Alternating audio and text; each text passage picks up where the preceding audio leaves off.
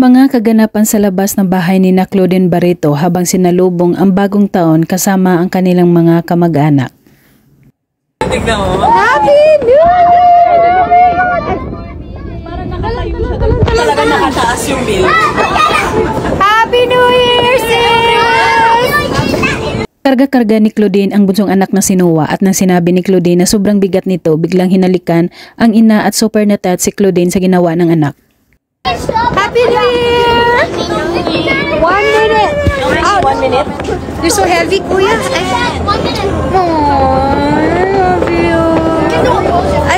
Niyakap at hinalikan isa-isa ni Claudine Barreto ang kanyang mga pinsan na kasama nila na sinalubong ang bagong taon sa labas ng kanilang bahay. Everybody! Happy New Year!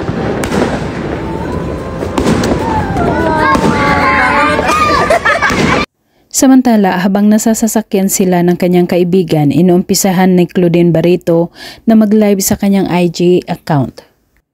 Oh, antayin natin na dumami yung tao muna. Baba mo muna konti. Rest muna. Yan.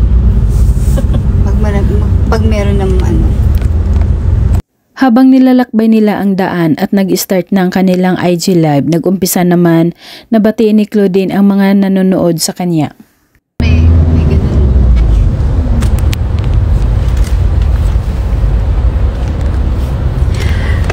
Alfie, where is there?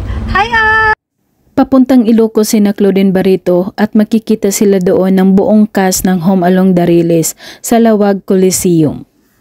Afternoon po sa inyo lahat. Hindi ko masyadong makita na sa kotse kami papuntang Ilocos. Magkita-kita po tayo mamaya. At may pakiusap si Claudine sa mga taga Ilocos na magdala ng kanyang paboritong pagkain at siguradong marami daw siyang bibilhin. And sa lahat ng mga taga Ilocos, magpadala po kayo na gusto ko ng empanada, favorite ko yung langganisa at yung bagnet. First time pala ni Claudine Barreto na makarating sa Ilocos, ayon pa nito, dream come true daw sa kanya na makapunta siya doon. Bibili po ako ng marami. See you! First time ko sa Ilocos, ikaw? No. Oh my God, Not my first. dream come true. Ba't hindi ko kasama? Not my first, ate. And I'm sure you... Tawanan na lang silang dalawa ng kanyang kaibigan nang hindi nila alam kung paano mag-end ang kanilang IG live. Sina Kuya Smokey siguro. For sure. Paano yan?